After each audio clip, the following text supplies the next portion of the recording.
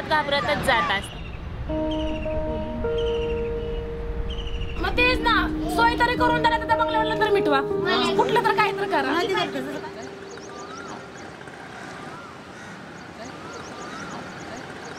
ते इकडं तिकडं बघायचं, बसायचं, पटकन निघायचं. आगडी मनुष्य कुठं बी आंघोळ करतं, बाई मनुष्य करेल का उघड्या रानात आंघोळ?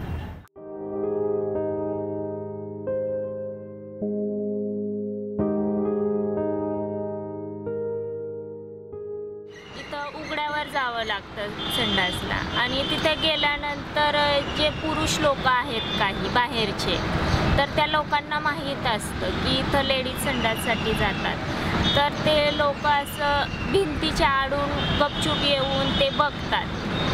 मी डेपोला ना पाळ्या आल्यावर महिन्याच्या आम्ही पावसामध्ये भिजू नये म्हणून आतनं एक पॅन्ट ड्रेस घालायचो, वरनं रेनकोटची पॅन्ट घालायचो आणि मग ती पावसाने भिजू नये किंवा गडी माणसं आहेत त्यांच्या देखत घाण वाटतं, मग लांब खड्ड्यात जायचो आणि एक टाइम 2 टाइम बदलायचो.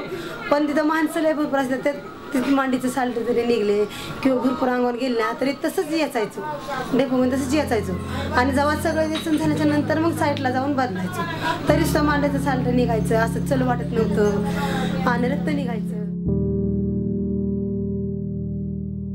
संडासला गेले तर मागं येऊन मागं आला, हात धरला आणि माझी केस धरून मला खाली ओढत नेलं, जबरदस्ती करायचा प्रयत्न केला, चौकी झाली, एवढं सगळं केलं तरी काय नाही केलं, त्या लोकांनी दखल घेतली नाही काही.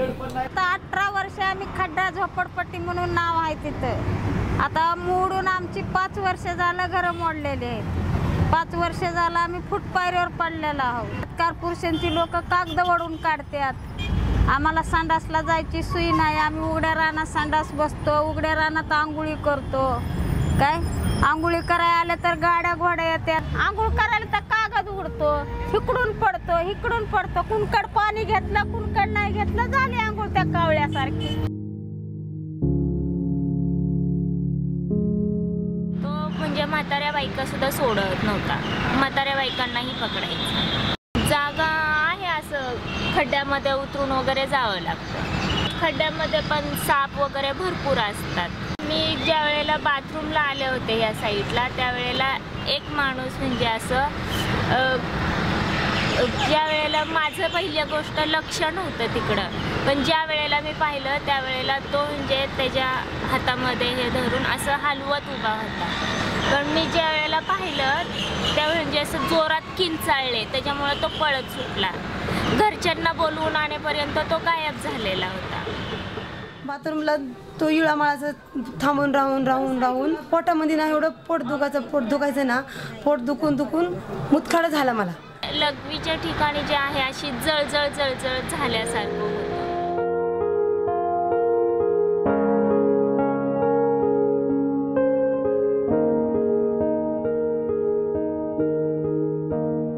इथं संडास आहेत, पण संडासामध्ये गर्दी असल्यामुळे आम्हाला रेल्वेच्या पलीकडे यावं लागतं, म्हणजे बाहेर येण्याची पण आम्हाला फारच अडचण आहे. कधीतरी ट्रेन आली तरी आम्हाला थांबावं लागतं, एखाद्या वेळेस घातसुद्धा होऊ शकतो ट्रेनमुळे. अचानक गाडी आली तर मग आम्हाला म्हणजे सावधगिरीनेच पलीकडे जावं लागतं ना. संध्याकाळी जर समजा एखादी बाई एकटीच असली तर मग असं झाडामध्ये लपून बसलेलं असतं, त्या अंधारातून निघतातच ना वर का, हां एकटीच बाई आहे, चला बाबा. माझा रस्ता संडासला जाताना ऍक्सिडेंट झालेला आहे, बाथरूमला जाताना रात्रीचे 10:30 वाजता. पैसे जवळजवळ 1-1.5 लाख रुपये गेले माझे. इकडून येतंय का कोण, तिकडून येतंय कोण, ह्या भीतीने पोट साफ होत नाही, जास्त वेळ संडासला बसू शकत नाही. आणि संध्याकाळचा कसा प्रॉब्लेम होतो, पोट साफ नसल्यामुळे त्यांना असं पण आपण जर कम्फर्टेबल नसेल तर त्यांना संबंध आपण कसे करू देणार, आणि त्यांना संबंध करू नाही दिलं की त्यांचं म्हणणं काही असतं, तुझं बाहेर कुठंतरी अफेअर चालू आहे म्हणून तू शारीरिक संबंध असे होऊ देत नाही. तर आमच्या घरामध्ये ह्या गोष्टींवरून बऱ्याच वेळा वाद झालेले आहेत. संडासला जावं तर तिकडं पोलीस लोक महाग लागतात, संडास बसू देत नाही ती. बायका संध्याकाळी 10:30 10:30 वाजता तिथं बसतात त्या, आणि मग तिकडले बांगल्यावाले लोकांनी काय केलं, मोठा पेपर छापला आणि घाण वस्ती म्हणून डिक्लेअर केले. फोटो काढते तिकडून तिकडून माणसं सारखी तक्रार देते, घाण लोक राहते ती, घाण फेकून देते ती. तिथनं त्यांनी जोराच बांगल्यातनं गाडी काढली आणि अशी फरगर नेली, त्या गाडीच्या चाका खाल्लं बारकी पोरगी काढली, 5 वर्षाची पोरगी. इथं मांडीला लागलंय, इथं लागलंय, हाताला लागलं होतं.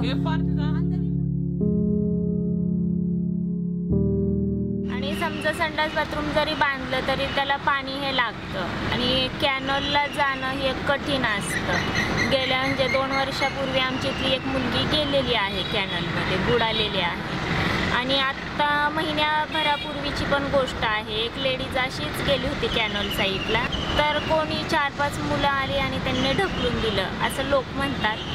त्याच्यामुळं तिकडं कॅनलला जाण्याची ही भीती आहे की कोणी येऊन आपल्याला ढकलून देतं की काय पाणी काढायला गेल्यानंतर, तीही भीती वाटते. आणि तिथं घसरडं आहे असं, तर तिथून पाय घसरून कधीही पडू शकतो.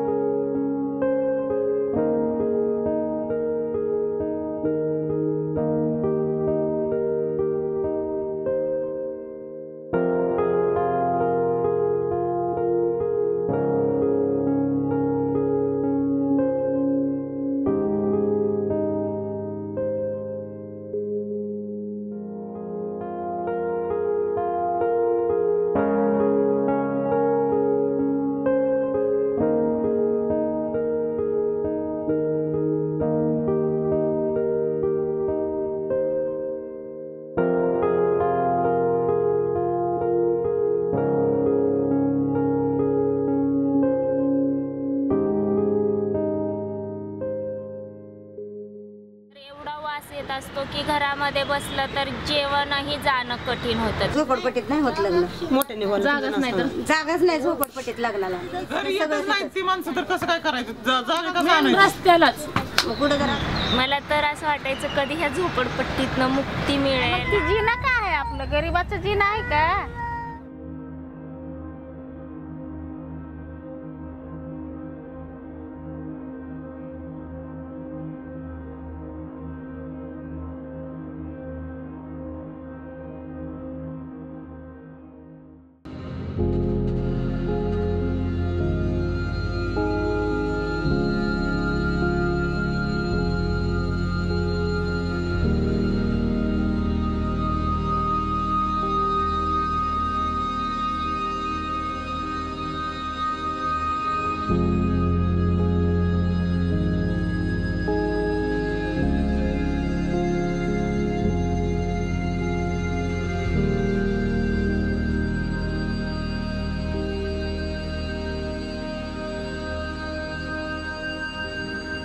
you.